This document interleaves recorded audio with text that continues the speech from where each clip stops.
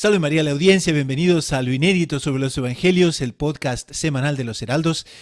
En el programa de hoy vamos a aprender un tema muy apropiado para las vacaciones y vamos a aprender a descansar y en qué consiste el verdadero reposo. Y en la sección espiritualidad tenemos una sección como que nueva, que es la sección Poner el dedo en la llaga, y vamos justamente a preguntarnos, ¿no será que somos egoístas y estamos apegados al ruido? ¿Por qué nos cuesta tanto meditar? ¿Por qué nos cuesta tanto escuchar el silencio? Y después nos quejamos inclusive de que no pudimos descansar. Les hablo el hermano Gustavo de los Heraldos y este es el programa número 118 de Lo Inédito sobre los Evangelios Podcast.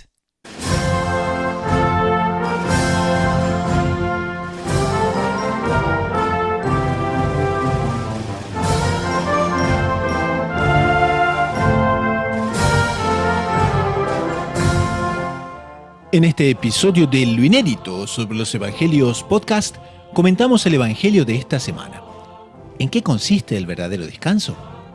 En la sección espiritualidad, ¿por qué nos cuesta tanto estar en silencio y preferimos el ruido antes que la oración? Todo eso y mucho más en este nuevo episodio de Lo Inédito sobre los Evangelios Podcast.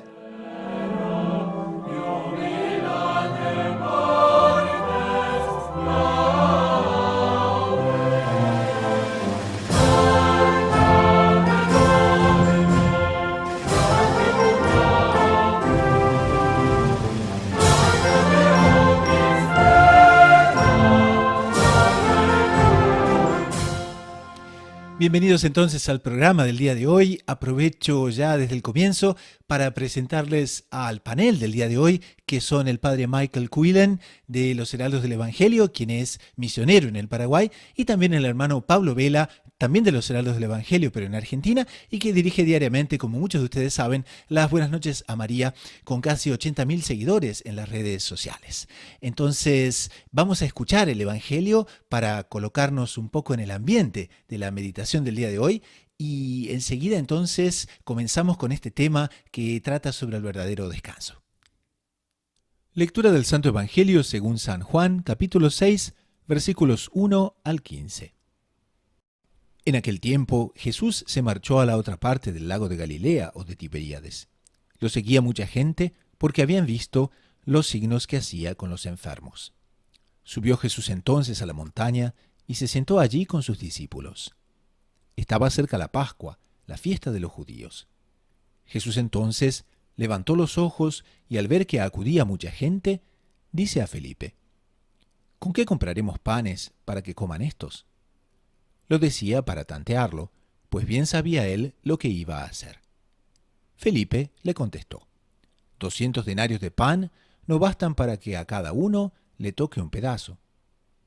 Uno de los discípulos, Andrés, el hermano de Simón Pedro, le dice: Aquí hay un muchacho que tiene 5 panes de cebada y un par de peces.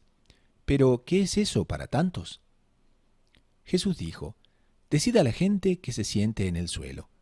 Había mucha hierba en aquel sitio. Se sentaron, solo los hombres eran unos 5.000. Jesús tomó los panes, dijo la acción de gracias y los repartió a los que estaban sentados, y lo mismo todo lo que quisieron del pescado. Cuando se saciaron, dice a sus discípulos: Recoged los pedazos que han sobrado, que nada se desperdicie. Los recogieron y llenaron 12 canastas con los pedazos de los 5 panes de cebada que sobraron a los que habían comido. La gente entonces, al ver el signo que había hecho, decía: Este sí que es el profeta que tenía que venir al mundo. Jesús entonces, sabiendo que iban a llevárselo para proclamarlo rey, se retiró otra vez a la montaña él solo.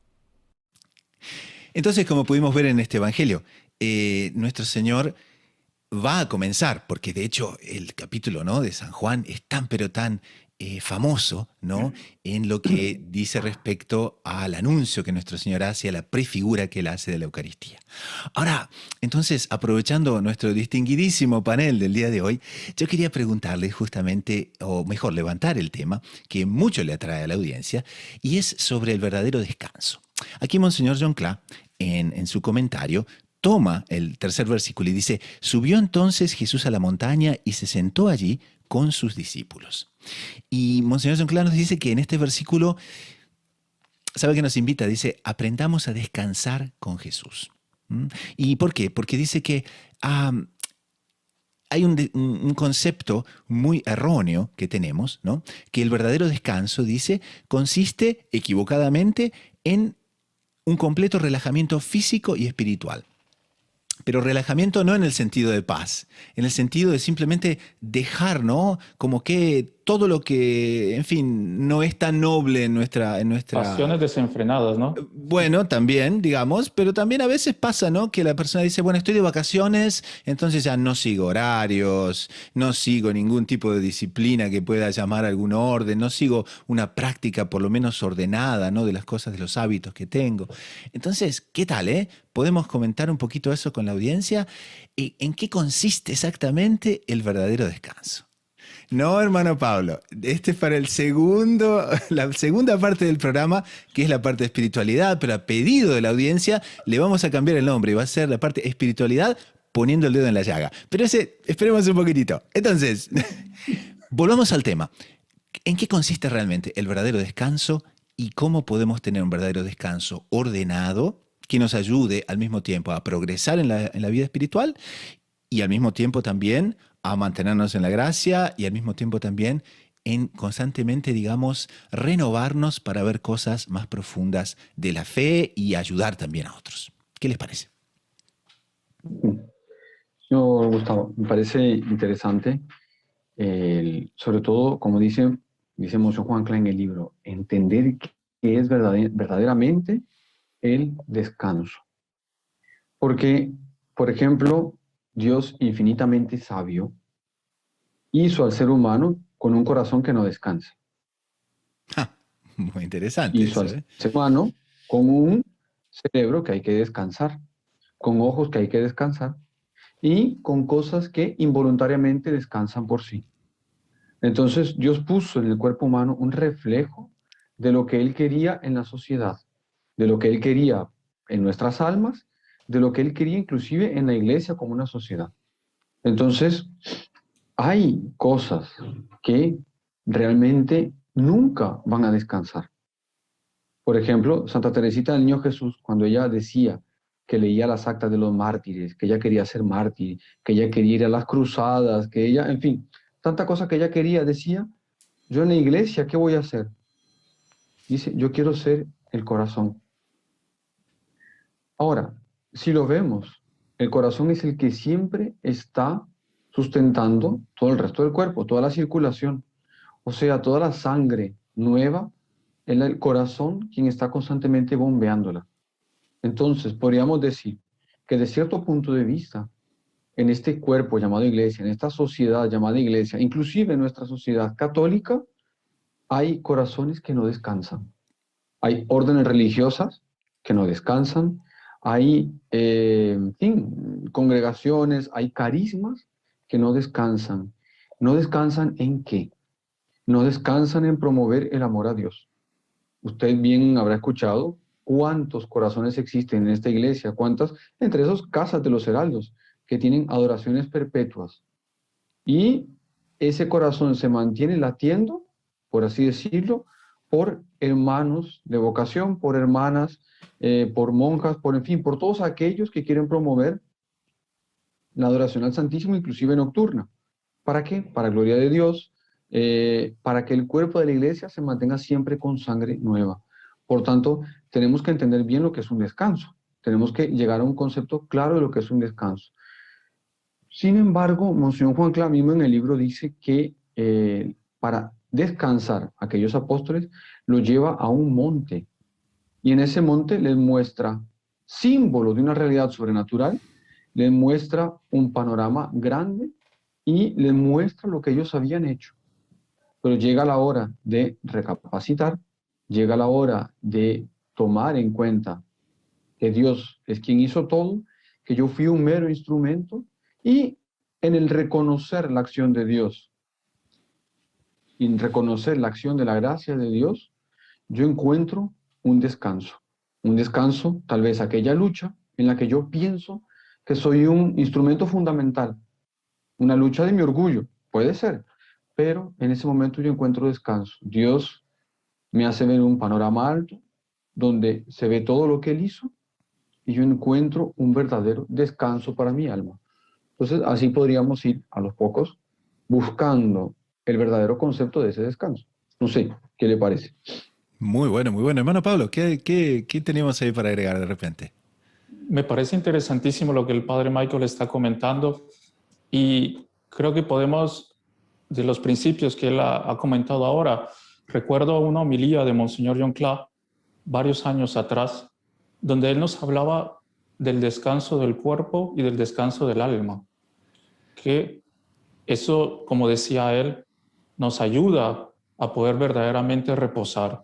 Y si vamos a trasladar esos principios que el padre Michael nos ha comentado en la vida real, por ejemplo, ahí sí que uno puede hablar de lo que conoce, ¿no? Del resto no. Y constantemente cuando las personas vienen a las casas de los heraldos, o por ejemplo comentarios que han llegado de la iglesia de Ipacaraí en Paraguay, donde está el padre Michael, son muchos los argentinos que han ido para allá y constantemente entran y dicen, ¡ah! Esto es el cielo, ¿no? O llaman y dice, fui a conocer un lugar de paraíso, o mandan las fotos y dice, salí renovado, realmente siento como que estoy flotando, ¿no? ¿Y qué fue lo que pasó? Entró ese descanso, no solo de cuerpo, sino sobre todo de alma, ¿no? Entró ese convivio, como decía el padre Michael, con nuestro Señor sacramentado. Es decir, las personas fueron encendidas en el amor a Dios, fueron invitadas, convocadas a convivir con nuestro Señor Jesucristo. Y ese descanso de alma, esa alma que en medio de este mundo, como que dice, llegué a un oasis que tanto estaba buscando. Siente una paz, siente una alegría, siente un confort, siente que está en su lugar, que todo eso trae que el propio cuerpo se sienta aliviado, se sienta descansado, se sienta mucho más tranquilo, ¿no? Y entonces, como decía el padre Marco, es interesante porque uno ahí como que va cambiando el concepto de descanso, ¿no? Va mudando cuál es la idea que nosotros tenemos de descanso, porque a veces podemos confundir la palabra descanso con relajamiento, ¿no? Y son dos cosas que pueden tener cierta relación, pero podemos tener mucho cuidado, ¿no? Si no, podríamos caer en no un descanso, ¿no? Sino que en realmente colocarnos mucho más peso. Así que está muy interesante, me parece. Una vez el doctor Plinio Correa de Oliveira decía y comentaba muy bien sobre las vacaciones, ¿no? Y un poco en la línea de, ¿no?, San Juan Bosco, ¿no? Que San Juan Bosco también, ¿no?, tenía aquella frase famosa, ¿no?, en latín, que le decía a sus niños, ¿no?, le decía ferie miserie, ¿no? Vacaciones, miseria, cuando evidentemente se abandona la virtud y cuando se abandona. Y el doctor Plinio nos decía eso muchas veces, nos decía que las vacaciones no pueden ser entendidas como una anarquía. Anarquía de horarios, anarquía de hábitos, anarquía de todo tipo de cosas que en definitiva nos quitan la práctica habitual de la virtud, porque para ser una virtud justamente tiene que ser evidentemente una cosa practicada, ¿no? Que sea un hábito, no que sea una cosa que pasa de vez en cuando. Y entonces la necesidad de esa, ¿no? Porque claro, en castellano relajamiento, relajarse significa un poco descansar, ¿no? Y en portugués a veces relajarse significa, ¿no?, qué persona relajada, ¿no? Qué persona que no le importa nada. Claro. Entonces, por ejemplo, en ese tema, ¿no?, el Monseñor dice, es indispensable trabajar en Dios, pero también lo es descansar en Dios, ¿no? Entonces, ¿cómo le ayudamos a la audiencia a descansar en Dios y a trabajar en Dios? ¿Qué le aconsejamos, aparte de esto? Ya para Entonces, un segundo señor, punto en esa línea. pues eso sería interesante tomarlo en cuenta eh, de la siguiente forma.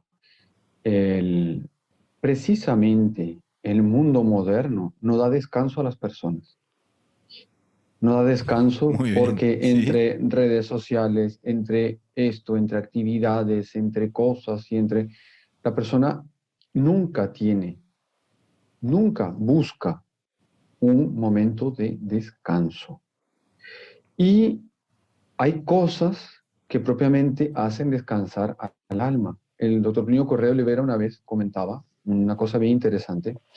Decía al respecto del jardín de una casa que los heraldos antiguamente tenían. Usted se recordará, señor Gustavo, la casa de el eremo de Nuestra Señora de la Realeza. Y esta casa tenía un jardín enorme y este jardín era constantemente restaurado. Y el doctor Plinio decía, presten atención, el jardín es constantemente restaurado, no reconstruido, porque muchas veces es más importante una restauración que una reconstrucción. Y si no en vano los franceses le pusieron a un lugar que todo el mundo conoce, que es muy bueno para restaurarse, le pusieron restaurante. Entonces, una restauración de alma vale bien por un descanso. Y nosotros tenemos los sacramentos que restauran nuestra alma, tenemos la vida de piedad, tenemos la vida de oración que restaura nuestra alma. Restaurándose en nuestra alma, en Dios, en la vida de oración, en la contemplación, en la lectura, nosotros podemos llegar a un descanso. Hay una cosa curiosísima también. Si ustedes alguna vez tuvieron la oportunidad de estar en un hospital deshidratado o en alguna operación, en alguna cosa, le ponen un suero. Y el suero que le ponen no se lo inyectan todo de un solo. Se va inyectando por gotitas. Una cosa que va goteando, goteando, goteando, goteando.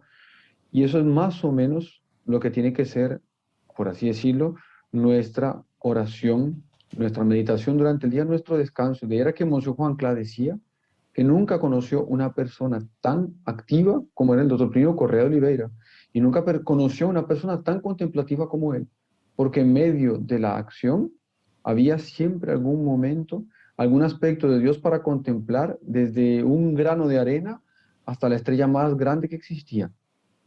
Estar constantemente viendo, contemplando, amando a Dios por ser Él y amando a Dios en las criaturas, es un descanso para nuestra alma.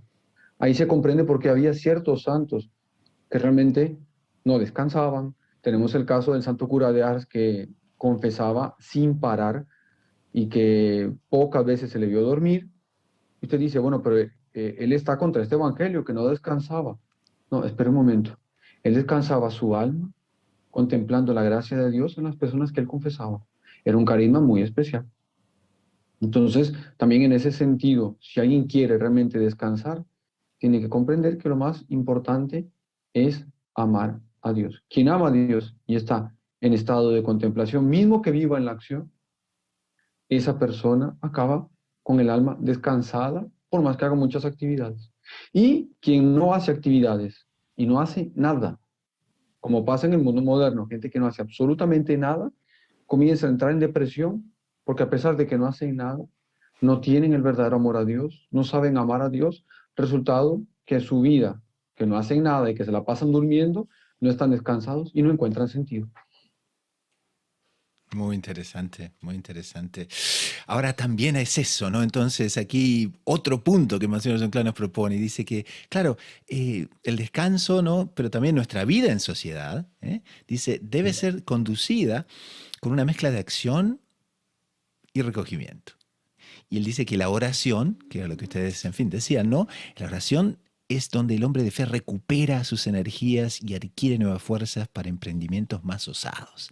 Pero también eso requiere, ¿no?, de la persona una generosidad, ¿no? Porque, bueno, ¿no?, en determinado momento queremos hacer algo práctico, no queremos parar, queremos simplemente no pensar en otras cosas, sino hacer, no sé, de repente un cierto trabajo físico, un cierto trabajo manual, ¿no? Y es esa generosidad que muchas veces no nos falta para mirar las cosas desde el punto de vista más elevado. En ese sentido es interesante, ¿no? Que como casas bonitas, palacios, iglesias bonitas, o sea, es interesante en ese sentido el papel de la belleza en las construcciones, en la música, en todo aquello que rodea al hombre, porque eso es un descanso para su alma, ¿no? Como decía ahora el hermano Gustavo, el padre Michael, ¿no? Contemplando, sabiendo encontrar en el día a día esos momentos de contemplación, pero mientras estoy yendo a recoger al hijo al colegio y entonces encontrarme con un palacio bonito, por ejemplo, aquí en Buenos Aires, que hay unas iglesias que son así, unos palacios que son espectaculares. Parar 5 minutos porque uno está esperando a cruzar la calle y contemplarlo y saber ver ahí algún reflejo del propio Dios, eso ya es un descanso para el alma, porque se está encontrando con ese Dios, con ese Señor que el alma está buscando y que constantemente tiene deseo de ir. Y uno ve que muchas veces las personas, si no tienen cuidado, están todo el tiempo metidas o en el celular o en el bullicio de la vida y en el corre-corre, en el corre-corre, en el corre-corre, y van desgastándose la vida, ¿no? Hay cuántas profesiones hay hoy en día que se sabe que la persona después de los 35, 40 años, ¡pum!, quedó liquidada. Ya, digamos así, ya quedó como, ya no sirve, digamos así, para el mundo Sirve más. laboral. Sí, sí, No sí, sirve sí. más. Se agotó. Incluso para uno ver hasta del punto de vista, porque alguien puede decir, no, que bueno, es que eso lo hacen los religiosos, que están acostumbrados, pero no, ustedes se recordarán que un tiempo atrás, bastante tiempo, yo creería que unos 13, 14 años atrás, incluso para ver cómo es Google, había sacado un artículo en alguna de esas revistas donde él decía que a sus empleados les obligaban que entre las horas de trabajo tener a 2 a 3 horas de recreación, y habían creado ambientes con espacios de naturaleza donde ellos pudieran conversar, donde ellos pudieran tomar un café, donde se desconectaran, porque la empresa se había dado cuenta que con ese descanso que las personas tenían, después rendían hasta el doble en el tiempo. Entonces, hasta el punto de vista práctico y para ver que no es algo esencialmente es algo religioso, pero para ver que se puede comprobar hasta el punto de vista médico, científico, etcétera. Entonces, que nuestra alma tiene sed de estar con Dios, que nuestra alma necesita de un descanso, que nuestra alma necesita entrar en contacto, que ese es su descanso, y no simplemente el dormir o cuánto no se puede descansar, por ejemplo, leyendo tranquilo un libro en una tarde, o cuánto no se puede descansar estando en familia al calor de un hogar, de una fogata, conversando y conviviendo. ¿Cuánto no descansa eso? ¿Por qué? Porque es un descanso de alma y no simplemente de cuerpo. ¿Por qué? Porque nos ayuda a estar más cerca de Dios. Pero hermano Pablo, también es eso, ¿no? Que existe un cierto apego al alboroto, un cierto apego al Claro. barullo, un cierto apego, ¿no? ¿Y cómo desarmamos ese apego? Qué pregunta, ¿eh? Porque Qué también, pregunta. ¿no? Usted se Alguien adelantó a dice, la segunda yo parte. estoy, yo estoy trabajando tanto, ¿y por qué tengo que trabajar tanto? Y de repente la persona tiene un tiempo y no quiere parar, ¿no? Tiene un tiempo de paz y dice, bueno, a ver qué otra cosa voy a hacer, ¿no? Porque no me gusta el silencio, por ejemplo, ¿no? ¿Y cuántas veces vemos eso, ¿no? En gente que nos rodea mucho. Pero bueno, antes de entrar en ese tema, aquí Monseñor Doncler trae una cita de San Juan Crisóstomo, ¿no? Y San Juan Crisóstomo habla sobre el simbolismo del hecho de nuestro Señor subir al monte, ¿no? Porque si vemos en el Evangelio, y los montes en la Tierra Santa son colinas, ¿no? Son colinas. Son colinas, el monte Tabor es el más dominante, digamos, es, ¿no? Ya, bueno, sí, tiene un aspecto ya más de monte. Y a partir de ahí se ve, ¿no? Se ve toda la planicie, es una cosa absolutamente espectacular. Es el valle, se llama el Valle de Yezreel, ¿no? Donde ocurrirá, ¿no? Aquella famosa, ¿no?, profecía del Armagedón. Es realmente una cosa extraordinaria. Y no dice que nuestro Señor haya subido exactamente a ese monte, pero el monte tiene el simbolismo de ser algo elevado, ¿eh? Entonces, Padre Michael, ¿qué le parece? En ese sentido, ¿no?, el aspecto de elevación, ¿no? ¿Cómo lo podemos traer a la conversación? Entonces, la clave la dio usted y la palabra es esa, elevación. Sucede que, evidentemente, estar de pie es más difícil que estar sentado y es más difícil que estar acostado. Tal sería. El hombre de pie necesita, porque tiene la cabeza elevada, el hombre de pie necesita mantener una postura. El hombre de pie necesita estar despierto. A no ser que haya alguien que esté riéndose en este momento escuchando que, bueno, yo nunca me dormí de pie, o otros que digan, bueno, yo me dormí de pie Es varias veces. sonámbulo, ¿eh? Exactamente, eso a cualquiera le puede pasar. Pero el hombre necesita mantener una compostura, necesita mantener una postura, necesita dar de sí algo para lo cual Dios lo capacitó. Santo Tomás de Aquino, un concepto bien medieval, decía aquella frase que ya Monseñor Juan Plano repitió muchas veces: las plantas tienen la cabeza bajo la tierra, los animales tienen la cabeza en la horizontal, el hombre tiene la cabeza en lo alto, Qué para interesante. simbolizar, para simbolizar precisamente el papel que tiene el hombre de elevarse. Cuando el hombre cumple ese papel, inclusive dentro de la iglesia, la sociedad comienza a elevarse. Cuando el hombre, el religioso, aquí, señor Gustavo, lamentablemente vamos a tener que hacer una no distinción entre, entre lo religioso, lo no religioso, los sacerdotes. Vamos a hablar de la iglesia en general. Vamos a hablar de que en este momento somos todos seres humanos, tenemos esa obligación de elevarnos.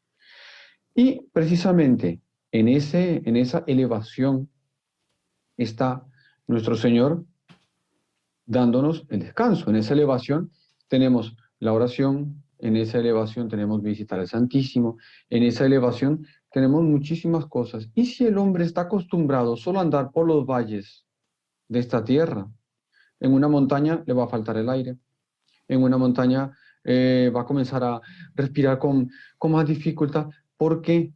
Por falta de costumbre.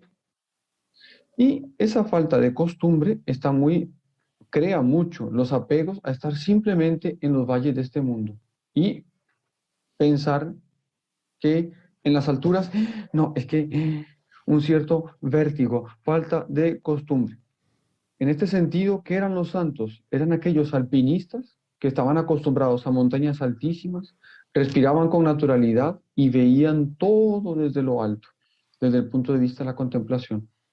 Aquellos santos que se acostumbraron a vivir en las alturas, Dios les daba la oportunidad de ver los valles desde lo más alto, de contemplarlos desde arriba y de cuando llegaban al valle, recordarse que aquel valle, ni más ni menos, que estaba en función del monte que está arriba.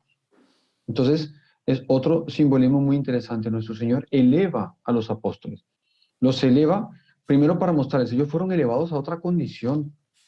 Está bien, yo sé que para algunos el mar es extraordinario, claro que es extraordinario, pero nuestro Señor los eleva a ellos, los saca de su día a día, cobrador de impuestos, pescadores, no sé qué, los saca de su día a día y los eleva. Y elevándolos les muestra el camino para cumplir su vocación. ¿Dónde está? Está en la acción, tal sería. Ellos tienen que fundar la iglesia, pero también tienen esa importantísima vocación para tener fuerzas para cumplir lo que Dios les manda, tienen que reunirse con nuestro Señor, tienen que encontrarse con Él, tienen que ser en un alto monte en donde tengan una perspectiva más clara de nuestro Señor, que les llama, y donde nunca se olviden que en esa unión entre ellos y que en esa unión con nuestro Señor, ellos van a cumplir su vocación. Si alguno de ellos estaba pegado a los valles, no iba a respirar bien.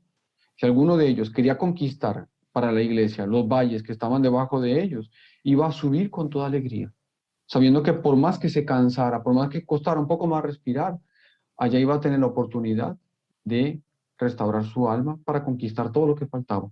Para una misión dura que terminó inclusive con la muerte de todos.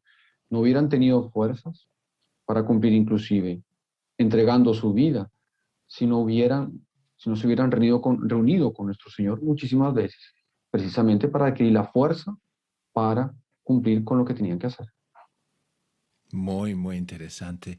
Estamos como que llegando a la conclusión de este primer segmento, pero hermano Pablo, usted tenía una cosita para decir ciertamente. No le corto. Sí, es que algo para, algo para ejemplificar lo que el padre Michael estaba diciendo, que es bien interesante, que cuentan que en una ocasión ya San Ignacio de Loyola Grande le preguntaron que qué haría él si por alguna orden de la Santa Sede la Compañía de Jesús fuese cerrada y se acabara todo lo que había fundado. Y San Ignacio de Loyola respondió muy bien, y creo que resume aquello que hemos dicho en el convivio con nuestro Señor y lo que el Padre Michael decía ahora de estar elevados. Porque San Ignacio dijo, yo me iría delante del sagrario, haría 15 minutos de adoración y volvería a comenzar todo. Ah, Entonces, delante de alguien que dedicó su vida a un proyecto, delante de alguien que sufrió y se entregó por entero a eso, y de repente ve que Dios permite que se caiga, se desmorone, esa alma que, como decía el padre Michael, estaba acostumbrado a los grandes montes y que sabía convivir con Dios, iría a buscar a Dios, restauraría ahí su alma y volvería con más fuerza para volver a realizar toda la obra que hizo. Entonces era alguien que sabía descansar su alma y sabía dar todo por Dios, pero sabía dónde encontrar esa paz de espíritu que tanto estamos buscando, ¿no? Y hace recordar la frase de nuestro Señor, ¿no? Venid a mí, aquellos que estáis cansados y agobiados, que yo os aliviaré, ¿no? Ahí está el sosiego que el mundo está buscando, pero que lo buscan ¿dónde? En el frenesí, en la locura, en el pecado, en la agitación, en fin, en tantas cosas, y que por eso no los encuentra, y que por eso nos encontramos con tantos problemas psicológicos, ¿no? Hoy hay enfermedades psicológicas, pero Dios mío. pobres psicólogos, no sé si conocen todas, pero, y la pandemia hizo ver mucho eso, sobre todo, no sé cómo será allá en Canadá y en Paraguay, ustedes dirán, pero aquí ha llegado muchísimas repercusiones de adolescentes con estados graves y serios de depresión durante la pandemia, por no encontrar ese descanso que están buscando, ¿no? Y alguien diría, tuvieron tiempo para estar en los videojuegos, tuvieron tiempo para estar chateando, tuvieron tiempo para estar en las redes sociales, tuvieron tiempo para no hacer nada. Hermano ¿Y cuál fue Pablo, el fruto? pongamos el dedo en la llaga. Pasemos al segundo segmento del programa de aquí a poquito. Pero para concluir esta primera parte, ¿qué les parece esta frase que Monseñor nos invita a meditar? Y dice, bueno, en el fondo nuestro Señor Jesucristo, ¿qué quiere de nosotros? Y dice, solo quiere nuestra felicidad eterna y que la llevemos con generosidad, ¿no? Y por eso dice, nuestro Señor propio dice, ¿no? En el Evangelio de San Juan, capítulo 10, dice, yo he venido para que tengan vida y la tengan abundante. Entonces, saber descansar, ese aspecto que hemos contemplado en esta primera parte, de aquí a poquito la segunda parte entonces la dedicamos a ese tema. Entonces, la felicidad eterna, pero también el tema de la generosidad, ¿eh? Cómo es importante poner el dedo en la llaga en eso que nos falta. La generosidad para muchas veces meditar, para pensar, para tener paz y para escuchar lo que nuestro Señor nos tiene que decir. ¿Les parece? Vamos a un corte con el padre Ignacio Montojo, que nos va a narrar cosas muy interesantes sobre la plataforma de los Heraldos, y enseguida retornamos entonces con la segunda parte sobre la generosidad que necesitamos para saber descansar bien y para tener esa vida que tanto nuestro Señor desea que tengamos. Un instante y enseguida retornamos. Querido amigo, usted ya debe haber notado que en la situación actual, en medio de esta pandemia que parece no tener fin, muchas veces una angustia invade su corazón. Delante de todo este panorama, ¿cuál es el único sustentáculo para nosotros? La fe. La fe sobre todo en nuestro Señor Jesucristo, Dios hecho hombre, que vino para salvarnos, que vino para redimirnos por la mediación de su Santísima Madre, la Virgen María. Fe, fe, fe, de la cual tantos hablan, pero la cual muy pocos conocen verdaderamente.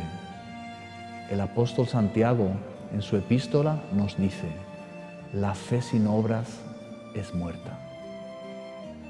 Nosotros, reflexionando al respecto de ese pensamiento de la Escritura, podíamos decir, ¿dónde vemos en el mundo actual una fe operativa de verdad? Es en la Iglesia Católica. La Iglesia Católica, por la santidad que ha producido en sus miembros a lo largo de 20 siglos de existencia, por todas las obras que ha producido para la humanidad, obras que, a pesar de no ser nada en relación al beneficio sobrenatural que su existencia produce, han cambiado la humanidad por entero. ¿Qué era la humanidad antes de existir la Iglesia Católica y qué fue después? Es la fe actuando por las obras, la fe actuando por la caridad, por el amor al prójimo que se ejercita por amor a Dios. Esa es la fe católica. Y esa es la fe practicada como debe ser y como Dios quiso cuando instituyó su Iglesia. Esa es la fe que nos va a traer una respuesta segura delante de este horizonte oscurecido que vemos en la situación actual. ¿Por qué? Porque si a lo largo de 20 siglos la Santa Iglesia Católica trajo la respuesta para los más intrincados problemas del espíritu humano, ¿cómo no va a hacerlo en esta situación que, por mucho que parezca una situación apocalíptica y casi sin solución, no significa una nueva dificultad para ella, que tantas veces superó las mayores dificultades para llevar a la humanidad al destino que Dios quiso cuando la creó? ¿Cuál es ese destino? Es la unión plena con Él. Es la bienaventuranza eterna. Es la fe que se transforma en visión y el amor que llega a su plenitud. Querido amigo, sea enteramente coherente con su fe católica, profundice en ella y verá que todos los problemas que parece entrañar la situación actual no son sino medios que Dios mandó para que nos unamos más a Él.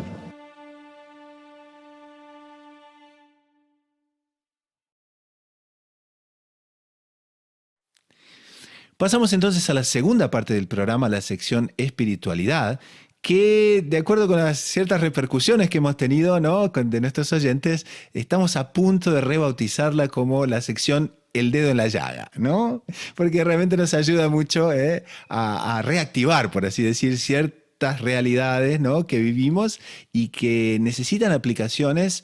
No digamos aplicaciones fuertes, pero aplicaciones concretas, ¿eh? Entonces, estamos aquí hoy con este panel que justamente se caracteriza mucho, ¿no?, por las aplicaciones concretas. El padre Michael, como buen predicador, le gusta justamente que su auditorio no saque lecciones. El hermano Pablo las buenas noches a María también en sus aplicaciones diarias. Entonces, ¿qué les parece? Hablábamos del descanso. Hablábamos de la necesidad de saber descansar en Dios y al mismo tiempo saber en cierta manera, ¿no?, recapitular, ¿no?, las cosas de nuestra vida en el buen sentido, pero hay un obstáculo muy grande y es el de la generosidad. Cuando a veces tenemos un momento de silencio y no queremos el silencio, queremos el bullicio, ¿no? Y después nos quejamos que no pudimos descansar.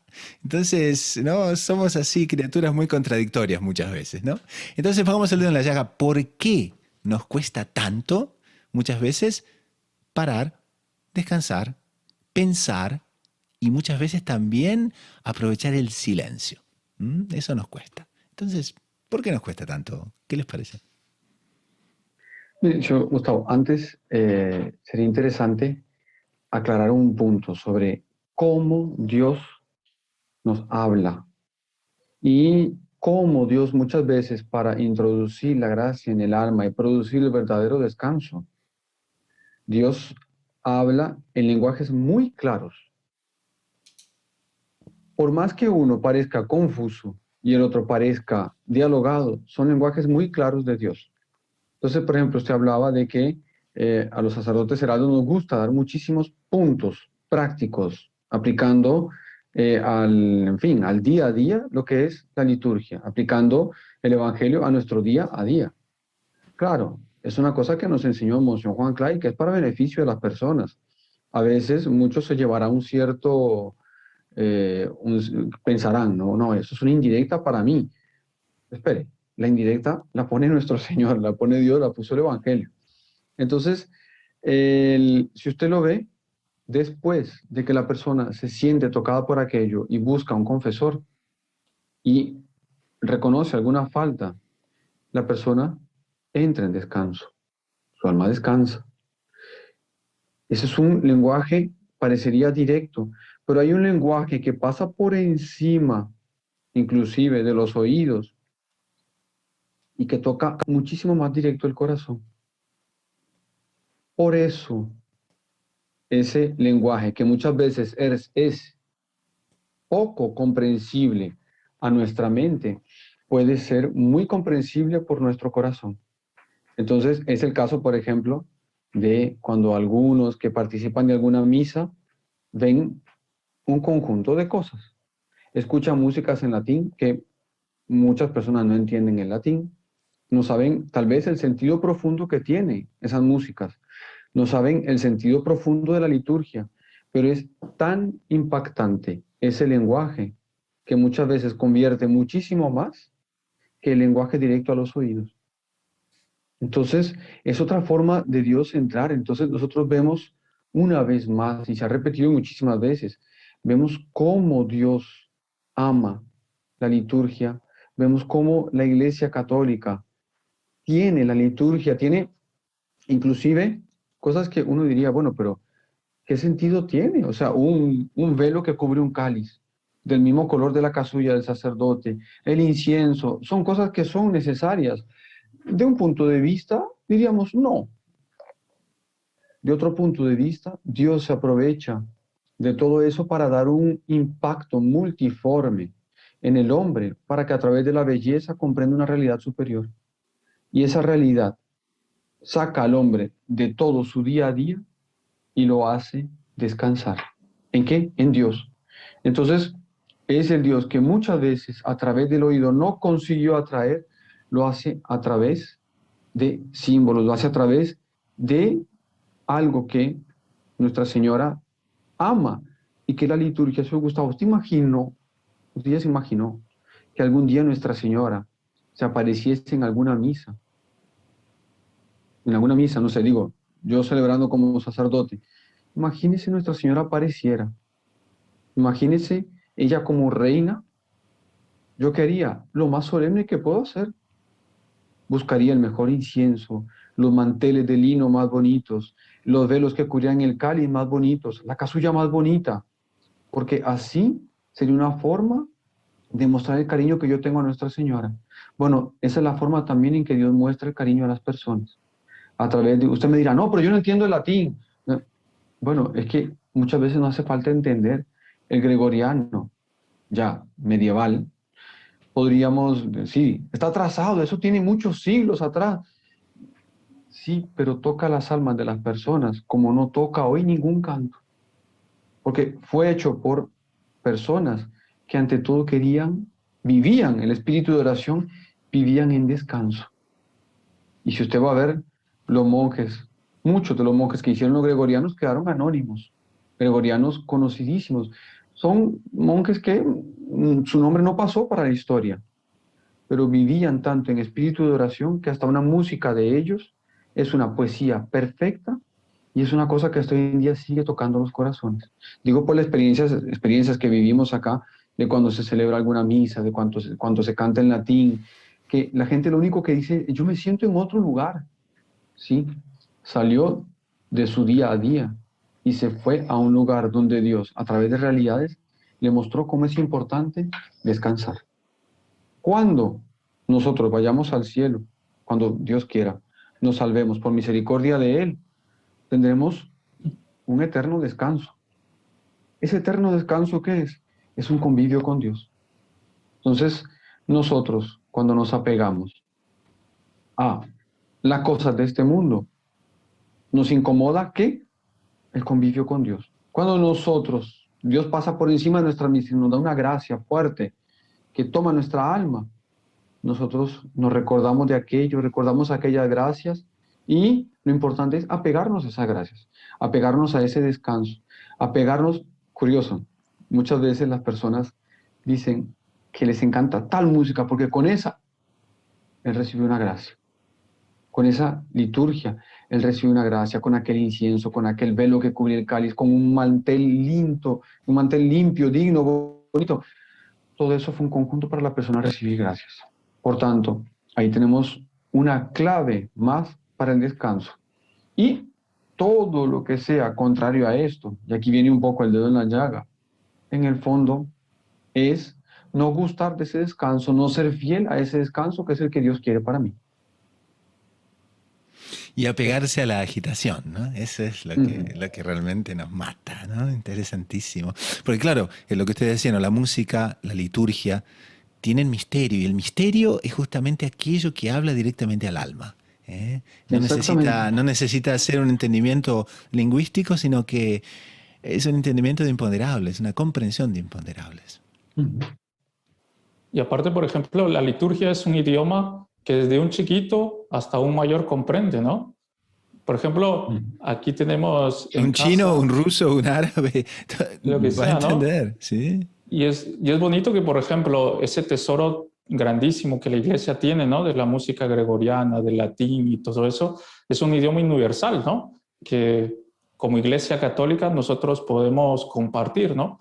Y como dice, ya que el segmento está casi cambiando su nombre, ¿no? Colocando el dedo en la llaga, es Ay, interesante.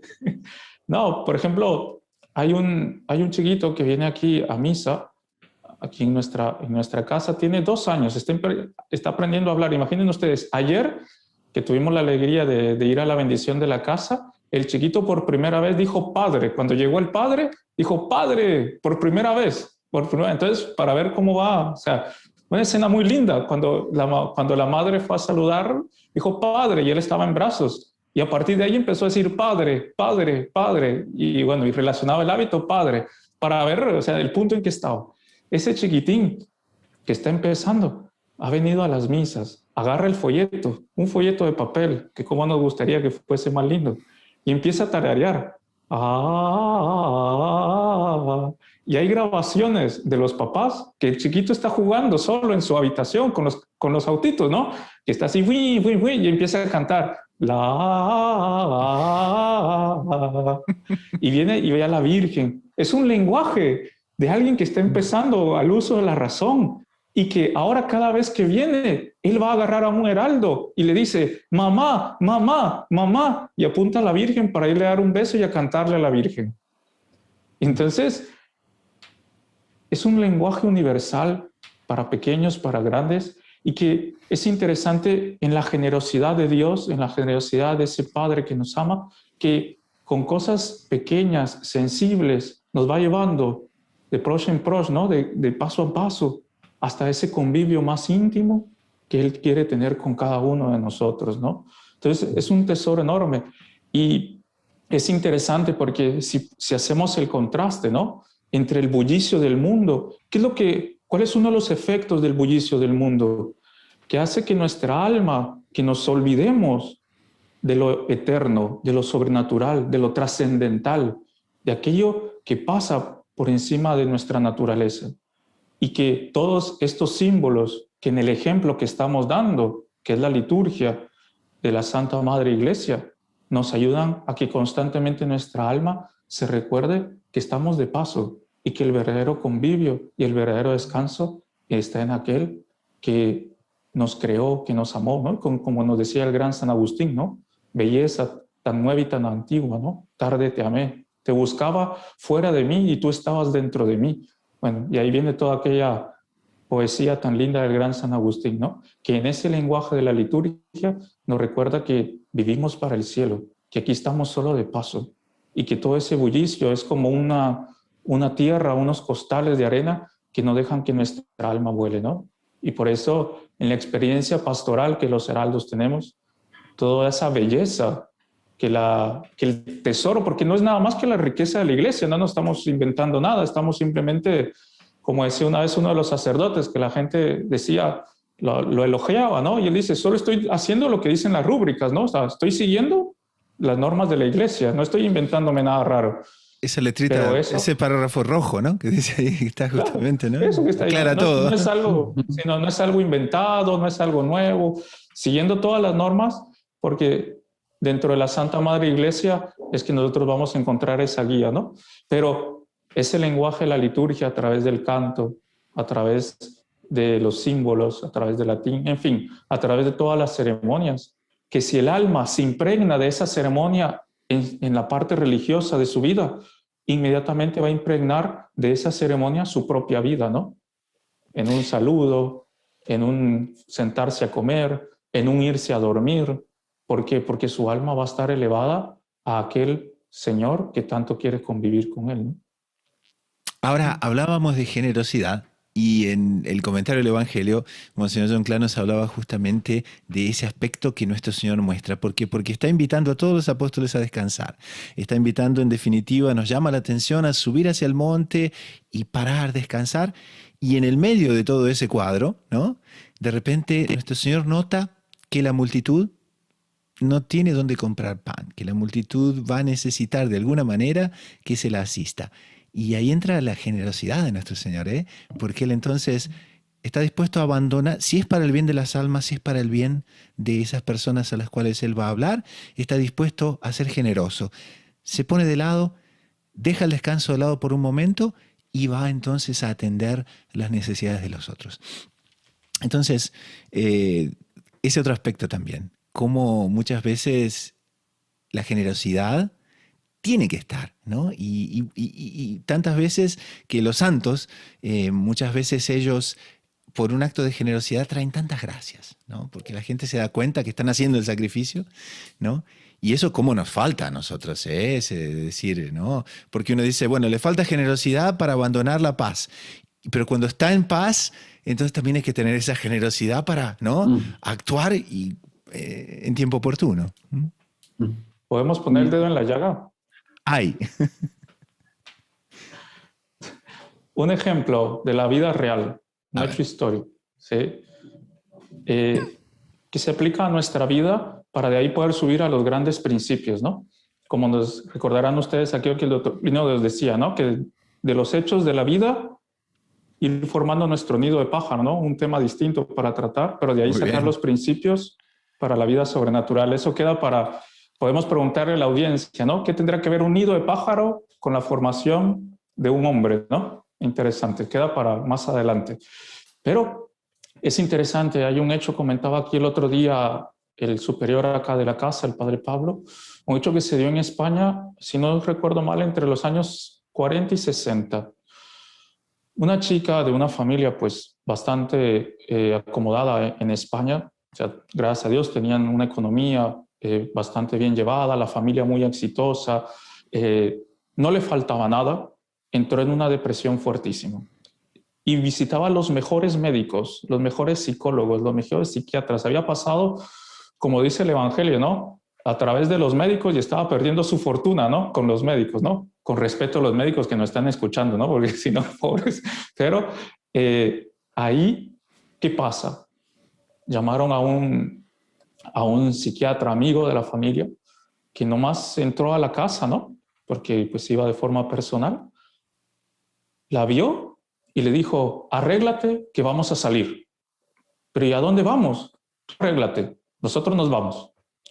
Y le pidió permiso a los papás para llevarse a la chica. ¿Saben a dónde la llevó? Este médico, como una parte de caridad, se iba a los barrios más pobres para poder atender a los enfermos que no tenían la capacidad de poder ir al médico. Entonces él iba a las casas de estas familias a visitarlas y se llevó a la chica. ¿Y qué hizo? Hizo que la chica empezase a ayudarle a él a atender a estas personas. Entonces, no sé, a ayudarle a darle un consejo, a escucharla. Entonces, la chica volvió a la casa cambiada y el problema de depresión se acabó. No hubo pastillas. Fue un tratamiento eficaz que en poco tiempo se fue superando. ¿Por qué? La chica salió de sí misma para darse a los demás. Fue generosa. Yo creo que eso nos puede pasar también en la vida de familia, ¿no les parece? Ojo, para que no digan que solo hablamos de la vida de familia, podemos poner el dedo en la llaga para nosotros, los religiosos, ¿no? ¿Cuántos consejos no hemos escuchado de Monseñor, del doctor Plinio, ¿no? Usted quiere salir de su problema X, Y, Z, sea generoso, sirva la mesa, lave los platos, etcétera. No solo porque atraerá ángeles, sino porque usted sale de sí mismo, se da al otro. Y recordarán esa frase tan linda que Monseñor decía, ¿no? Si ustedes se preocupan por amor a Dios de los problemas de los demás, no se preocupen, Dios se va a preocupar de sus problemas. Muy bien, entonces. Y este es un evangelio que en realidad habla sobre la Eucaristía. Y hasta ahora, en este programa, no hemos conseguido llegar a ese punto, ¿no? Tan rico, tan generoso nuestro Señor en todo lo que hace, ¿no?, que nos tiene conversando de este tema y ni siquiera hemos tocado entonces la parte de la Eucaristía. Pero veo que el reloj ya nos está indicando terminar. Pero en un pensamiento, ¿Cómo conectamos esa generosidad con la Eucaristía? ¿Qué les parece? Y con eso damos el broche de oro al programa de hoy. Pasa lo siguiente, como San Juan Clas siempre decía, Dios excede absolutamente toda imaginación humana. Uno, por más que se imagine que un acto de amor lo más perfecto sería dar todo lo que uno podía, Dios excede toda la generosidad humana. Y por eso Dios hace una cosa que la inteligencia humana, que la imaginación humana jamás conseguiría pensar. Dice aquella frase tan bonita del himno que se canta, un himno que compuso Santo Tomás de Aquino, dice, Pauper servus et humilis, o sea, comen a su Señor todos los pobres, los siervos, los humildes. O sea, ¿qué más? ¿Quién iba a concebir? ¿Quién iba a pensar que Dios iba a dar como alimento para la humanidad? Entonces, no es que se dio como garantía, no es que se dio como alimento. O sea, no hay algo imposible pensar en algo mayor, imposible pensar en un acto de generosidad tan perfecto como es la Eucaristía. Seamos generosos con la Eucaristía. Muy bien, entonces. Amor con amor se paga, ¿no? Exactamente.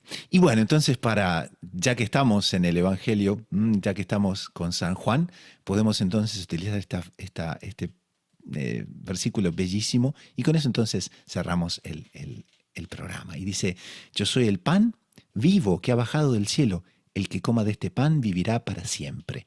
Y el pan que yo daré es mi carne por la vida del mundo.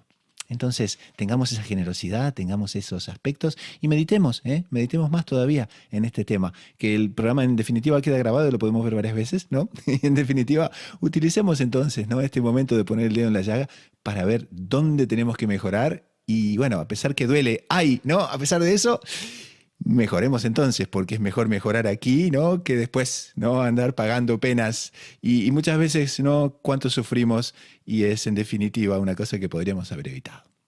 Bueno, entonces quedemos en este tema y que ciertamente la audiencia va a valorar muchísimo pensar en este aspecto. Y con esto llegamos al final del programa del día de hoy. Si les ha agradado, no dejen de suscribirse, no dejen de colocar las notificaciones, no dejen de compartir el programa, de darle like, en fin, de todas las maneras que se pueda compartir con las personas, están invitados a hacerlo. Pero sobre todo con esto, en nombre del equipo de producción y de quien les habla, el hermano Gustavo de los Heraldos, nos despedimos hasta dentro de una semana. Así que a rezar mucho, a perseverar con confianza, con los ojos en la Eucaristía y en María Santísima, a la búsqueda incansable de descubrir siempre más lo inédito sobre los evangelios.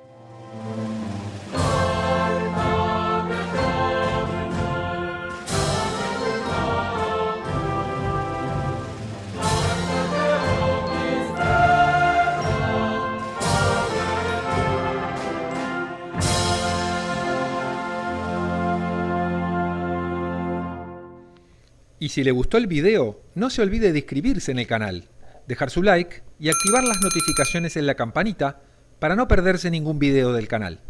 Comente y comparta con sus amigos y familiares.